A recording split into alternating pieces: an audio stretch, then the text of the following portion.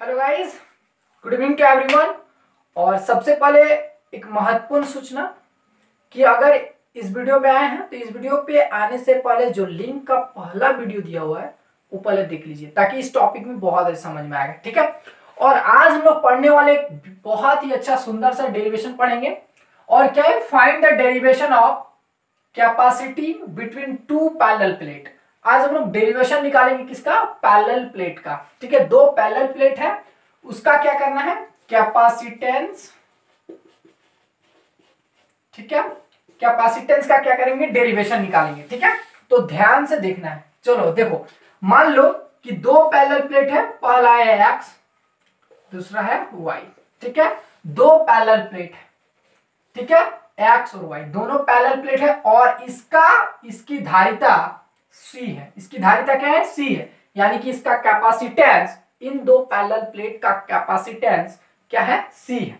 मैंने पिछला वीडियो में पढ़ाया था कि capacity of capacitor C equal होता है क्यू बाय वी। क्या होता है? Q by V. बात समझ में आया?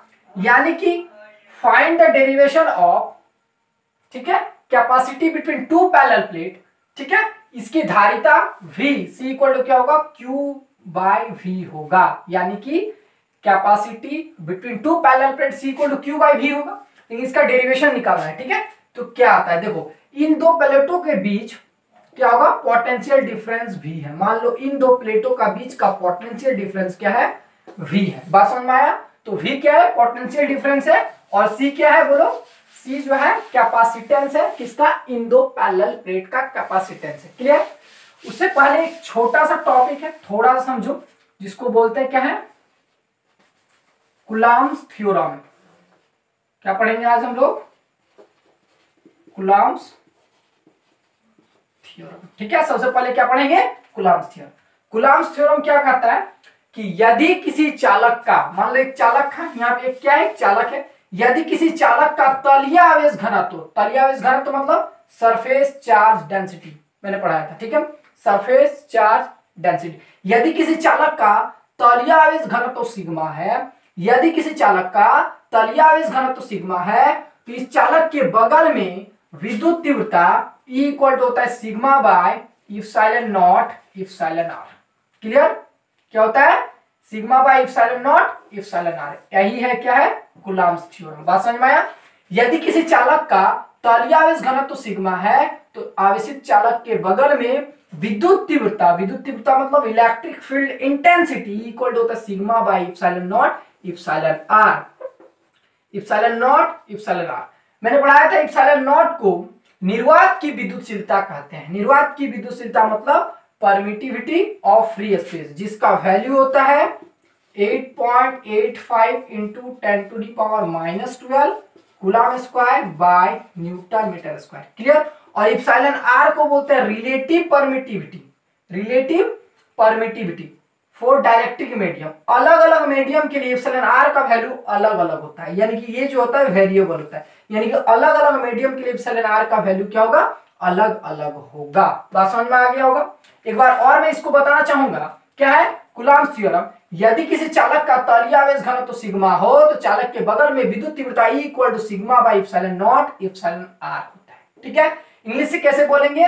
If surface charge density is sigma, then electric field intensity near the conductor C equal to sigma by epsilon naught epsilon r। समझ में आ रहा है? चलो अब देखो, ध्यान से समझो एक बात को। अगर मान लो कि यदि इसमें क्या हो? एयर हो, इफ ओनली एयर, कोई मीडियम ना हो, क्या हो? एयर हो, तो एयर के लिए क्या होगा? इप्सिलॉन आर का वैल्यू 1 होता है। यहाँ पे 1 पुट कर दो, यानी कि इलेक्ट्रिक फील्ड इंटेंसिटी एयर के लिए क्या हो जाएगा? E इक्वल टू हो जाएगा sigma by epsilon not.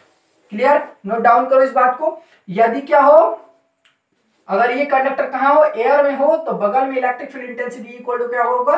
Sigma by epsilon nought. क्यों? क्योंकि एयर का वैल्यू, यानी कि इप्सिलॉन आर का वैल्यू एयर के लिए 1 होता है। बात समझ में आया? तो ये है कूलम्ब्स थ्योरम। इसको नोट डाउन करो तुरंत, फटाक से। समझ में आया? तब आगे समझ में आएगा। बहुत बढ़िया। तो इसको अब क्या करते हैं? हम इसको इरेज कर दे, इसको मिटा दे, इसका काम खत्म हो गया।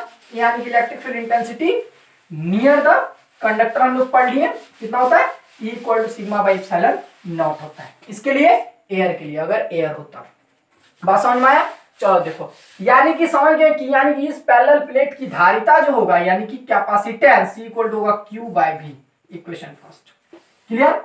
मान लो इफ Q क्या है, Q है गिवन चार्ज है, गिवन चार्ज मतलब दिया गया आवेश। क्लियर।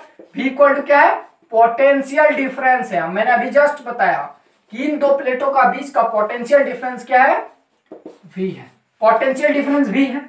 मान लो इस प्लेट की यानी कि प्रत्येक प्लेट की धारिता A equal to area of each plate, area of each plate यानी कि प्रत्येक प्लेट का क्षेत्रफल क्या है, A है। प्रत्येक प्लेट का, इन दोनों प्लेटों का क्षेत्रफल क्या है, A है। बात समझ में आया। इन दोनों प्लेटों का बीच का मतलब क्या है, इन दोनों प्लेटों का क्षेत्रफल क्या है, कैपिटल A है। बात समझ में आया, क्या है, कैपिटल A है। तो बोलो चालक का तलीय आवेश घनत्व तो कितना होगा बाबू, मैंने अभी जस्ट पढ़ाया। तलीय आवेश घनत्व यानी कि सरफेस चार्ज डेंसिटी को सिग्मा से रिप्रेजेंट करेंगे। मैं लिख देता हूं, कोई भरोसा नहीं है। Surface charge density, surface charge density मतलब तलीय आवेश घनत्व क्या है, क्या होगा बोलो, सिग्मा बाय ए होता है। बात समझ में आ रहा है कि नहीं आ रहा है। यदि ए क्षेत्रफल पर कुल आवेश क्या है, सॉरी मैंने गलत बताया है, यहाँ पे क्या होगा, यानी कि सरफेस चार्ज डेंसिटी सिग्मा से रिप्रेजेंट करते, सिग्मा इक्वल होता है क्यू बाय ए। मैं एक बार और इसको थोड़ा सा एक्सप्लेन करता हूं। यदि मान लो ए क्षेत्रफल पर, यदि ए क्षेत्रफल पर कुल आवेश कैपिटल क्यू है तो एकांक क्षेत्रफल पर कितना होगा, क्यू बाय ए होगा। यानी कि एकांक क्षेत्रफल पर कुल आवेश को जितना आवेश होता है, यानी कि एकांक क्षेत्रफल में जितना आवेश होता है उसको तलीय आवेश घनत्व तो सिग्मा बोलेंगे, यानी सरफेस चार्ज डेंसिटी बोलेंगे। यानी कि बोलेंगे the total charge per unit area is called surface charge density. Simple सा बात है, per unit area total charge per unit area is called surface charge density. Clear. तो यानी कि surface charge density sigma equal to क्या होगा, Q by ए होगा। Mind में आ गया। चलो surface charge density sigma equal to क्या होगा, क्यू बाय ए होगा। बात समझ में आ रहा है। चलो अब मान लो कि बोलेंगे, मान लो कि इन दो प्लेटों के बीच में एयर है, क्या है, कोई डाइलेक्ट्रिक मीडियम के रूप में क्या है, एयर है। बात समझ में आया, क्या है, एयर है। तो from Coulomb's theorem, Coulomb's theorem है ना, फ्रॉम कूलम्ब्स थ्योरम क्या होगा बोलो, तो कूलम्ब्स थ्योरम यानी कि चालक के बगल में electric field intensity equal to क्या होगा, सिग्मा बाय इप्सिलॉन नॉट होगा। मैंने अभी जस्ट बताया तुरंत, सिग्मा बाय क्या होगा, इप्सिलॉन नॉट होगा, सिग्मा बाय इप्सिलॉन नॉट होगा एयर के लिए। क्लियर। यानी कि सिग्मा का वैल्यू कितना है, क्यू बाय ए, यानी A Q by A epsilon naught हो गया। Clear. Q by A epsilon naught, Q का वैल्यू क्यू बाय ए, समझ में तो आ रहा है ना, Q by A upon epsilon naught, that means Q by A epsilon. इसको इक्वेशन 2 कर लो। बात समझ में आया। यानी कि बात समझ में आ रहा है ना, यानी कि surface charge density sigma equal to Q by A, यानी कि फ्रॉम कूलम्ब्स लॉ यानी कूलम्ब्स थ्योरम इक्वल टू क्या है, सिग्मा बाय इप्सिलॉन नॉट है। क्लियर। इतना तो समझ में आ गया। चलो अब देखो ध्यान से समझो, इलेक्ट्रिक फील्ड इंटेंसिटी निकल गया। अब क्या है, अब थोड़ा समझो, इतना लिख लो तब समझ में आएगा। देखो अगर मान लो यूनिट पॉजिटिव चार्ज को, या फिर ऐसे बोलेंगे, यूनिट पॉजिटिव चार्ज को मान लो एक प्लेट से दूसरे प्लेट तक ले जाने में जितना कार्य करना पड़ेगा वही किया गया कार्य इन दो प्लेटों का बीच का विभवांतर भी होगा। मैंने विभवांतर का फॉर्मूला क्या पढ़ाया था पिछला टॉपिक में, कि यदि यूनिट पॉजिटिव चार्ज को इलेक्ट्रिक फील्ड में एक बिंदु से दूसरे बिंदु तक ले जाने में जितना कार्य करना पड़ता है वही किया गया कार्य उन दो बिंदुओं का बीच का विभवांतर कहलाएगा। यानी कि मान लो कि यूनिट पॉजिटिव चार्ज को एक प्लेट से दूसरे प्लेट तक ले जाने में किया गया टोटल वर्क डन W है। ठीक है। यूनिट पॉजिटिव चार्ज को ऐसे बोलेंगे, यूनिट पॉजिटिव चार्ज को एक प्लेट से दूसरे प्लेट तक ले जाने में जितना कार्य करना पड़ेगा वही किया गया कार्य इन दो प्लेटों के बीच का क्या होगा, विभवांतर होगा। यानी कि यूनिट पॉजिटिव चार्ज को ऐसे बोलेंगे, यूनिट, ऐसे लिख लो, total work done by unit positive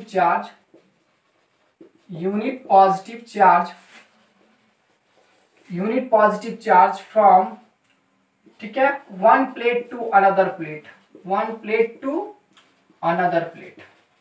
ठीक है। एक प्लेट से दूसरे प्लेट तक ले जाने में किया गया टोटल वर्क डन कितना होगा? तो वर्क डन इक्वल टू क्या होता है? W इक्वल टू क्या होगा बोलो? फोर्स और into displacement, clear? Force into displacement, ठीक है, ऐसे लिखते हैं F.D। बात समझ में आया? यानी कि फोर्स इंटू डिस्प्लेसमेंट, क्लियर? तो देखो ध्यान सुनो, यूनिट पॉजिटिव चार्ज पर लगने वाले बल को ही विद्युत तीव्रता बोलते हैं, यानी कि फोर्स को इलेक्ट्रिक फील्ड इंटेंसिटी बोलते हैं। यूनिट पॉजिटिव चार्ज पर जितना फोर्स लगता है उसको इलेक्ट्रिक फील्ड इंटेंसिटी बोलेंगे, यानी कि E इंटू डी हो जाएगा, होगा ना? यूनिट पॉजिटिव चार्ज पर जितना फोर्स लगेगा, मैंने electric field intensity equal to पढ़ाया था F/Q, क्लियर? Q का वैल्यू 1 यूनिट है, तो Q का वैल्यू 1 यानी कि E इक्वल टू F, यानी F के जगह क्या लिख सकते हैं? E लिख सकते हैं। अब बात समझ में आया? F के जगह क्या लिख सकते हैं? E लिख सकते हैं। तो मैंने क्या लिखा है? Total work done by unit positive charge from one plate to another plate, ठीक है। यूनिट पॉजिटिव चार्ज को एक प्लेट से दूसरे प्लेट तक ले जाने में किया गया total work done W equal to क्या होगा? Force into displacement. मान लो इन दो प्लेटों के बीच की दूरी D है, इन दो प्लेटों के बीच की दूरी D है, तो डिस्प्लेसमेंट D हो गया, ठीक है। अब यूनिट पॉजिटिव चार्ज पर जितना फोर्स लगता है उसी फोर्स को इलेक्ट्रिक फील्ड इंटेंसिटी बोलते हैं। देख लो, E equal to F/Q, Q का वैल्यू 1 पुट करो, 1 क्योंकि यूनिट चार्ज है, तो E इक्वल टू F हो गया, यानी F की जगह हम E लिख सकते हैं। मैंने E का वैल्यू कितना निकाला था? Q/A/0, यानी Q/A/0 और इंटू D। बात समझ में आया?